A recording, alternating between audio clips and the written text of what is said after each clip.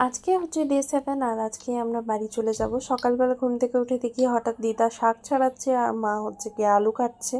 মানে আমরা এখান থেকে লাঞ্চ করে তারপর বেরোবো, যদিও বা লাঞ্চের টাইমে বেরোবো না, তার অনেক আগে বেরিয়ে যাব। তাও যেহেতু এত বড় জার্নি আর সন্ধ্যাবেলা গিয়ে বাড়ি পৌঁছাবো, তার জন্য আগে থেকে ভাতের তৈরি করে নিচ্ছিল দিদা, যাতে ভাতটা খেয়েই বেরোতে পারি।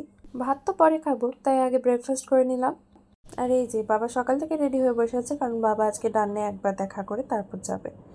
আমার মা আবার তিল চেয়ে পাঠিয়েছে, তার জন্য আবার দিদা তিল ভাজা করে এই প্লাস্টিকের মধ্যে বেঁধে দিচ্ছিল। জাস্ট আমি এই কয়েকটা জিনিস যেটা রাতে আর সকালে লেগেছিল সেগুলো প্যাকিং করা বাকি ছিল, বাকি সব হয়ে গেছিল।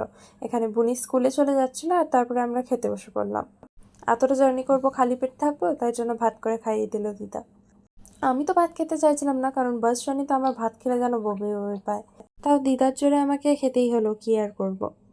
অবশ্য বাসে রিয়েলাইজ হলো যে যদি না খেতাম তাহলে খিদে পেতো, কারণ আজকে পৌঁছাতে লেট হয়েছিল। যতক্ষণ ইউজুয়ালি আমাদের ওখান থেকে আসতে লেগেছে, ততক্ষণ কিন্তু আমাদের এখান থেকে যেতে লাগেনি, তার থেকে অনেক বেশি লেগেছে। রাস্তায় আজকে এত জ্যাম ছিল যে কি বলবো। আমাদের মোটামুটি দুপুর থেকে বিকেলের মধ্যে বাড়ি পৌঁছে যাওয়ার কথা ছিল, বাট আমাদের পৌঁছতে পৌঁছতে সন্ধে হয়ে গেছিল। এই যে আমাদের গাড়ি চলে এসছে আর আমাদের দেশের বাড়ি থাকা এখানেই শেষ হয়ে গেল। তবে সবাইকে দেখে মনটা কেমন কেমন করছিল, আবার কবে আসবো জানি না। তাও সবাইকে প্রণাম টনাম করে নিয়ে সবার ভালোবাসার সঙ্গে নিয়ে যাচ্ছি, এভাবে বাড়ি চলে যাচ্ছি। এই যে গাড়িতে উঠে পড়লাম আমরা সবাই, আর সবাইকে টাটা করে দিলাম। দাদুকে দেখে তোমরা আবার ভেবো না যেন দাদুকে নিয়ে বাড়ি যাচ্ছি। দাদুকে নিয়ে বাড়ি যাচ্ছি না, অ্যাকচুয়ালি দাদু আমাদের যাচ্ছে ছাড়তে। আর দাদু সেখান থেকে চলে যাবে হচ্ছে দিদার বোনের বাড়ি। তবে বাসে উঠে বিশাল মন খারাপ করছিল, বুঝতেও পারলাম না কি করে 6 দিনটা কেটে গেল এরকম ভাবে। ফাইনালি এত ঘন্টার বাস জার্নি কমপ্লিট হলো, আর আমরা ট্যাক্সিতে করে বাড়ি যাচ্ছি।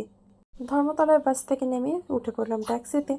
জানি না কেন আজকেই রাজ্যের যত জ্যাম হতে হচ্ছে, বারবার ট্যাক্সিটা একটু করে এগোচ্ছে আর একটু করে জ্যামে গিয়ে ফাঁসছে।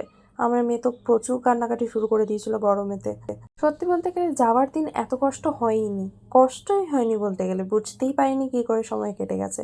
তবে আজকে যেতে যেতেই পাগল হয়ে যাচ্ছি।